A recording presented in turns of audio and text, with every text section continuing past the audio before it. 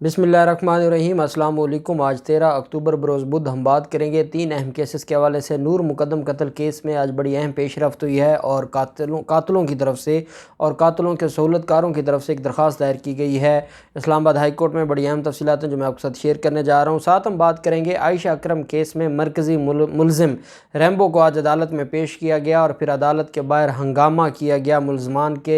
کی فیملیز کی طرف سے، اور عائشہ اکرم کی گرفتاری کا جو مطالبہ تھا بالآخر پولیس نے اس کے اوپر ایکشن لے لیا ہے۔ وہ بھی بڑی اہم تفصیلات ہیں جو میں آپ کے ساتھ شیئر کروں گا، اور آخر میں ہم بات کریں گے آغا سراج درانی کی درخواست ضمانت خارج ہوئی ہے، اور آغا سراج درانی کی ضمانت خارج ہونے کے بعد پچھلے 3 گھنٹوں سے ڈیفنس کراچی میں جو آغا سراج درانی کا گھر ہے اس کے باہر نیب کی ٹیمیں موجود تھیں۔ اس وقت جب میں آپ سے بات کر رہا ہوں تو نیب کی ٹیمیں ان کے گھر میں داخل ہو چکی ہیں۔ ایک ٹیم جو بلاول ہاؤس بھی پہنچ چکی ہے، کیونکہ ذرائع کے مطابق نیب ذرائع کا یہ کہنا ہے کہ بلاول ہاؤس میں چھپا ہوا ہے آغا سراج درانی۔ وہ کیا معاملہ ہے اور اس کے اوپر جو پاکستان پیپلز پارٹی کی قیادت نے تھوڑی دیر پہلے پریس کانفرنس کی ہے اور جس طریقے سے نیب پر الزامات لگے ہیں وہ بھی میں آپ کے ساتھ شیئر کروں گا۔ پہلے ہم بات کر لیتے ہیں نور مقدم کیس کی۔ آپ جانتے ہیں نور مقدم قتل کیس میں تھراپی ورکس کے جو ملازمین ہیں اور جو مالک ہے تھراپی ورکس کا طاہر ظہور، اس نے ایک درخواست دائر کی تھی۔ یہ بیسیکلی فرد جرم عائد ہونے سے بچنے کے لیے یہ ساری ڈرامے بازی کی جا رہی ہے، اور یہ بالکل جیسے رانا ثناءاللہ کا کیس تھا اور رانا ثناءاللہ بچنا چاہتے تھے فرد جرم کی کارروائی سے، تو طاہر ظہور ہوں یا ذاکر جعفر ہوں یا ظاہر جعفر ہوں، یہ سارے ایک ہی ہیں، اور یہ فرد جرم کی کارروائی سے بچنے کے لیے درخواست دائر کر دی تھی انہوں نے اسلام آباد کی سیشن عدالت میں، جو کہ خارج ہو گئی تھی، اور اس میں اس درخواست میں پلی یہ لی گئی تھی کہ جو کاپیاں ہیں جب چلان کی کاپیاں ملزمان کو ملتی ہیں تو اس کے ساتھ جو CCTV فوٹیجز ہے، جو ویڈیوز ہیں، جو موبائل فون ڈیٹا ہے، وہ ساری کی ساری رپورٹس جو ہیں، جو فرانزک ایکسپرٹس کی جو رپورٹس ہیں اس کی کاپیاں نہیں ملی۔ یہ درخواست دائر کی تھی جس کو سیشن عدالت نے خارج کر دیا تھا، اور سیشن عدالت کا یہ کہنا تھا کہ آپ سے ریلیونٹ جو ڈاکومنٹس تھے وہ آپ کو پرووائڈ کر دیے گئے ہیں، مزید ڈاکومنٹس آپ کو نہیں دیے جا سکتے، وہ پروسیکیوشن کیس کا اپنی فائل کا حصہ ہیں۔ انہوں نے اب کیا کیا، 14 اکتوبر کا دن مقرر کیا، اور یہ 14 اکتوبر کل ہے، اور 14 اکتوبر کے دن مقرر کرنے کے بعد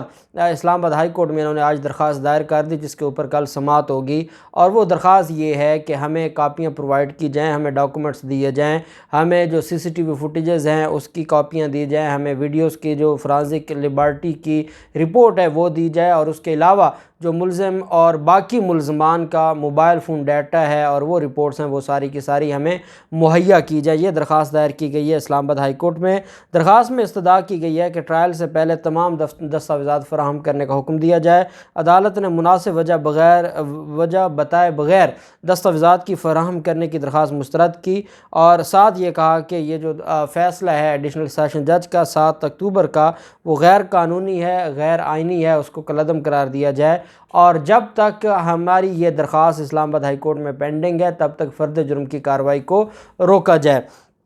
پہلی بات تو یہ ہے کہ فرد جرم کی کارروائی ایسے رکنے والی نہیں ہے، اور ان کو یہ جو بھی کریں گے اور جس طریقے سے بھی یہ سارے معاملات کو دیکھنا چاہتے ہیں، فرد جرم کی کارروائی تو نہیں رکے گی۔ باقی ان کا درخواست دینا ان کا قانونی حق ہے، درخواست دی ہے اور وہ درخواست خارج ہو جائے گی قانون کے مطابق، اور ان کے ہاتھ کچھ نہیں آئے گا۔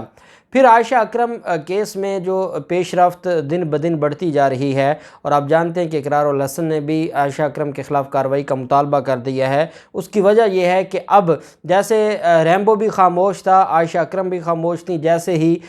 ریمبو گرفتار ہوا تو ریمبو نے پھر عائشہ اکرم کے خلاف جو ثبوت ہے وہ دیے۔ جس دن عائشہ اکرم نے گرفتار ہو جانا ہے وہ خود بتائے گی کہ کیسے اقرار الحسن اور یاسر شامی نے ان کا استعمال کیا، یا وہ ان کے ساتھ مل کر اس پورے کے پورے پروپیگنڈا میں، ریاست مخالف اور عوام کی تضلیل کے پروپیگنڈے میں یہ سارے کے سارے ملوث ہیں، تو وہ بتائے گی۔ یہی وجہ ہے کہ اقرار الحسن نے پہلے ہی ہاتھ پاؤں مارنا شروع کر دیے ہیں اور ایک ویلاگ کر دیا، اس میں رونا دھونا کیا ہے، اور ساتھ آج عائشہ اکرم کے خلاف کارروائی کا بھی عندیہ دے دیا ہے، اور خود کہا ہے کہ میں اس کے خلاف کارروائی کروں گا۔ عائشہ اکرم کے خلاف جو کیس ہے اس میں اب عائشہ اکرم کو بھی تحویل میں لینے کا فیصلہ کیا ہے لاہور پولیس نے، اور اس حوالے سے جو لیگل ڈپارٹمنٹ ہے پنجاب پولیس اور لاہور پولیس کا، اس کو ایک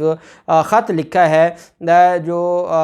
تفتیشی افسر ہیں اور DIG ہیں اس کیس کے، DIG انویسٹیگیشن جو ہیں انہوں نے ایک خط لکھا ہے لیگل ڈپارٹمنٹ کو اور ان سے رائے مانگ لی ہے کہ عائشہ اکرم کے خلاف، کیونکہ عائشہ اکرم نے جان بوجھ کر یہ ویڈیوز بنوائی ہیں اور عائشہ اکرم نے جان بوجھ کر یہ تماشا لگایا ہے اور پھر ایف آئی اے کو بھی بیوقوف بنانے کی باتیں ہیں اور ان لوگوں سے پیسے ہتھیانے کی بھی باتیں ہیں۔ تو عائشہ اکرم کے خلاف کیا کارروائی ہو سکتی ہے؟ یہ ایک خط لکھا ہے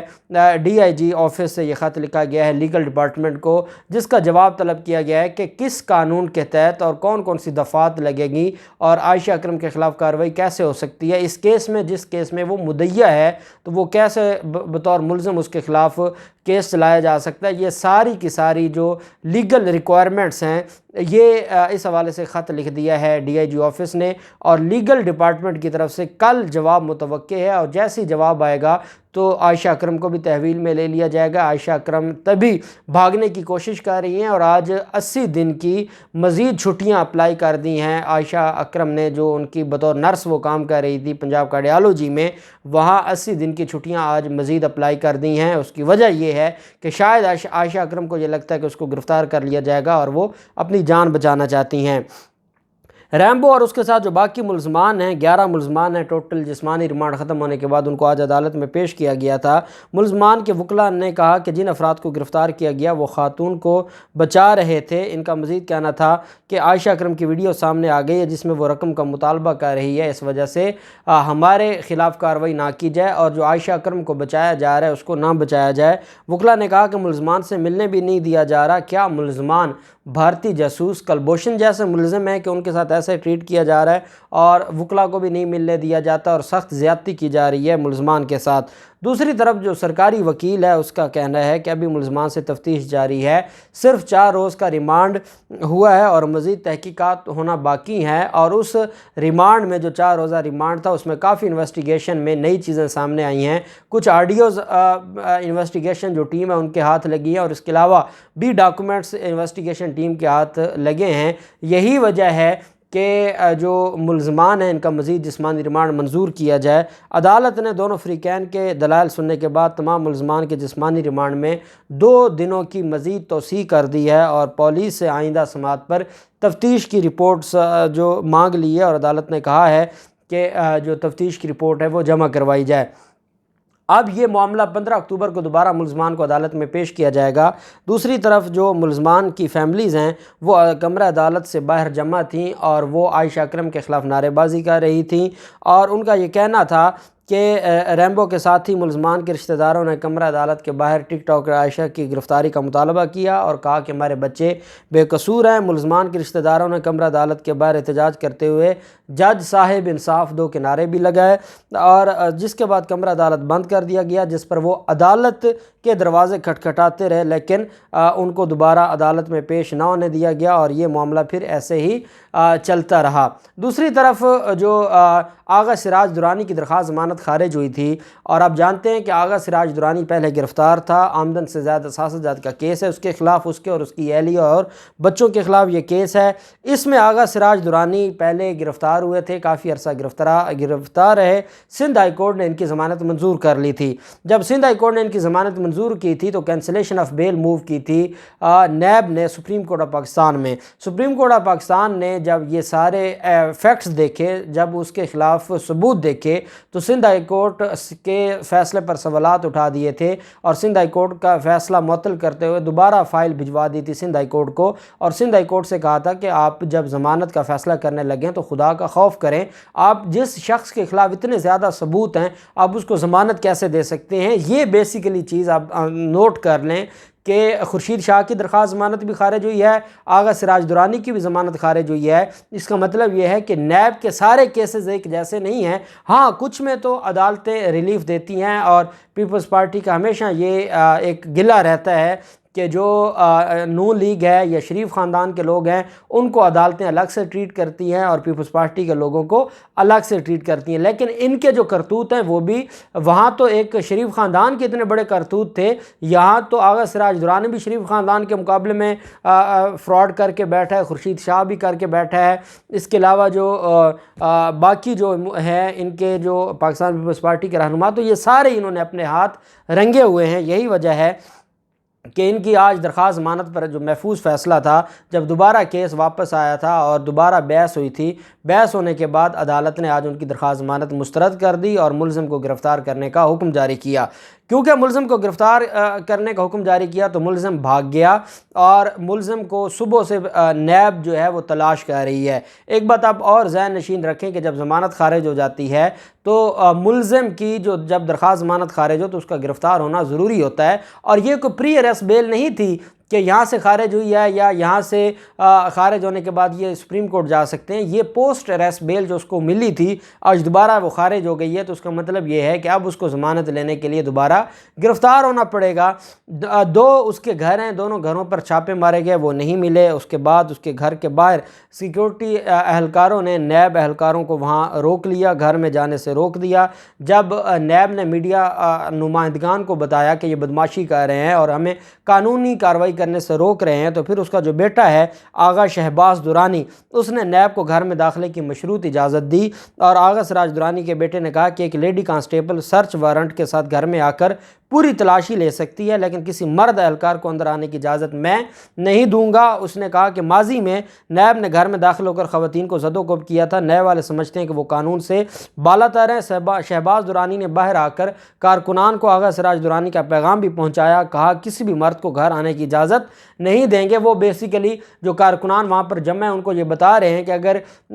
کیونکہ اگر ایک خاتون لیڈی جاتی ہیں تو اس کو کیا ملنا ہے، وہاں پر کچھ بھی نہیں ملے گا، وہ واپس آ جائے گی، لیکن جو اہلکار ہیں نیب کے ان کو نہیں جانے دینا، اور ساتھ انہوں نے کارکنان کا ایک وہاں جمع غفیر اکٹھا کیا ہوا ہے تاکہ اگر نیب اہلکار وہاں پر داخل ہوں تو نیب اہلکاروں کے ساتھ ہاتھا پائی کی جائے۔ یہ 3 ٹیمیں اس وقت بن چکی ہیں۔ نیب کی ایک ٹیم ان کا جو ڈی ایچ اے ہاؤس ہے وہاں پر ہے، ایک ٹیم بلاول ہاؤس بھی پہنچ چکی ہے، کیونکہ نیب ذرائع کے مطابق بلاول ہاؤس سے زیادہ محفوظ جگہ آغا سراج درانی کے لیے کوئی نہیں ہے۔ دوسری طرف پاکستان پیپلز پارٹی یہ